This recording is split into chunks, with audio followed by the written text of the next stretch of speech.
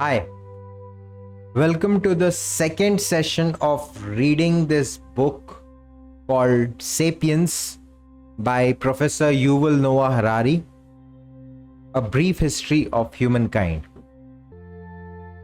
अब यूनिवर्स कितना बड़ा है उसका मैं आइडिया दे देता हूं आपको। अर्थ के नियरेस्ट जो स्टार है सन।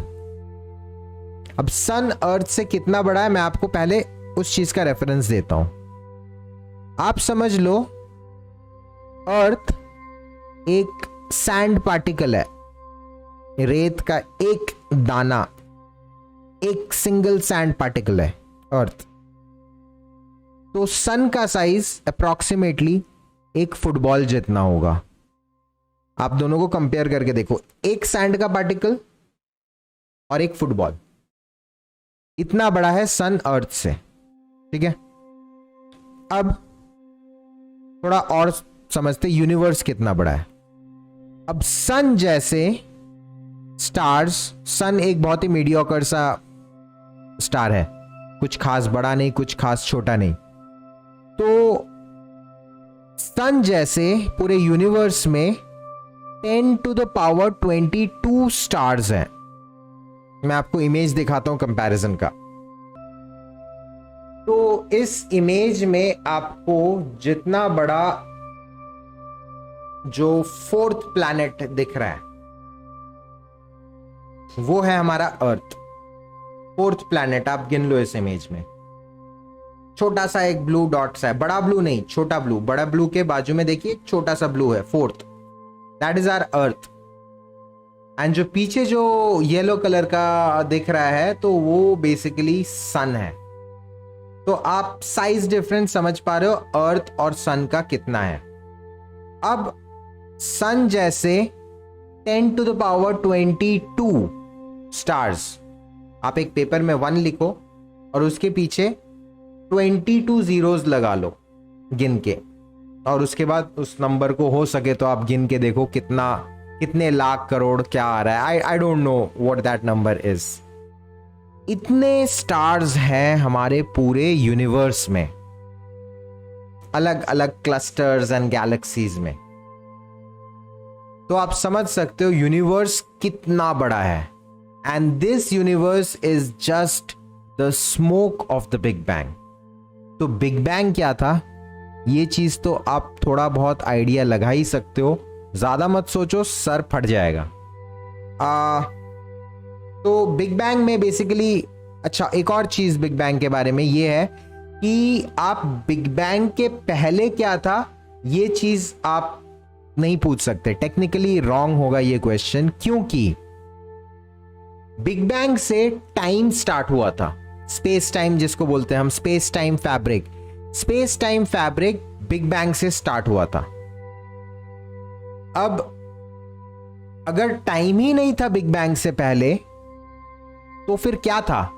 आप पूछ सकते हो क्या बिग बैंग से पहले क्या था?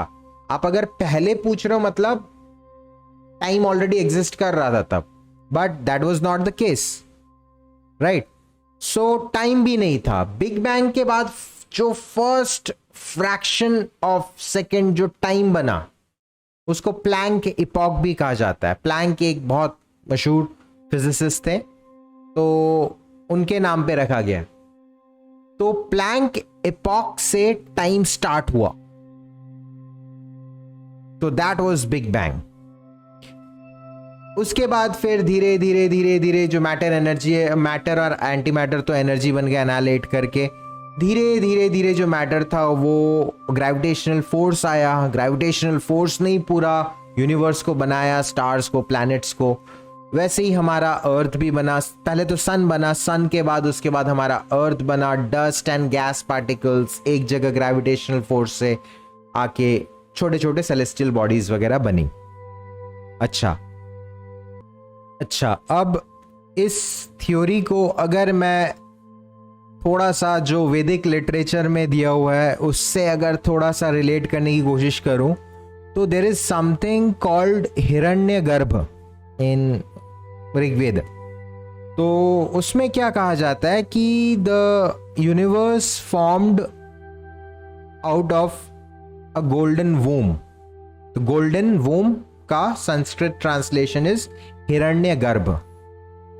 तो गोल्डन वूम से बोलते हैं कि ब्रह्मा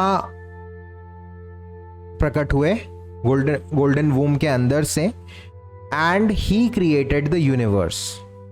तो आई एम नॉट श्योर कि ठीक है, मैं I am not drawing conclusions, but या इंटरेस्टिंग राइट, कि जो गोल्डन वूम जो चीज था, कहा जाता है कि वो भी नथिंगनेस के अंदर फ्लोट कर रहा था, एक एम्प्टी वॉइड में फ्लोट कर रहा था, सिंगुलैरिटी था.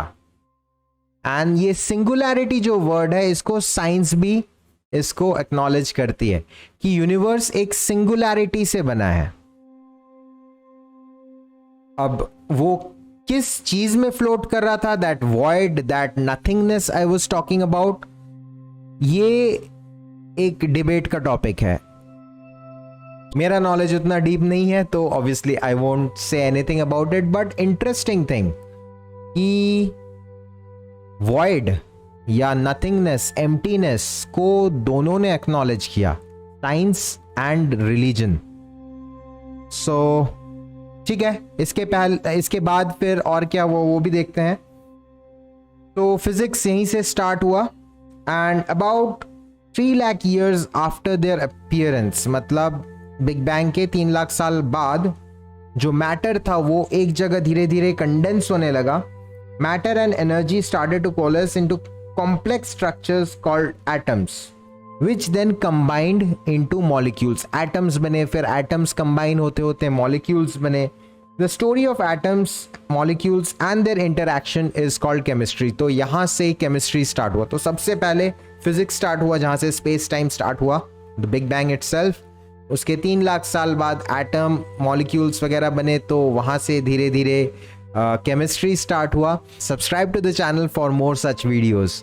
मैं इस बुक को पूरा डिस्कस करने वाला हूँ, रीड करने वाला हूँ, and trust me, this book is pure wisdom and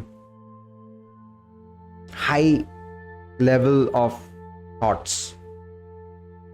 I'll see you in the next video. Jai Hind.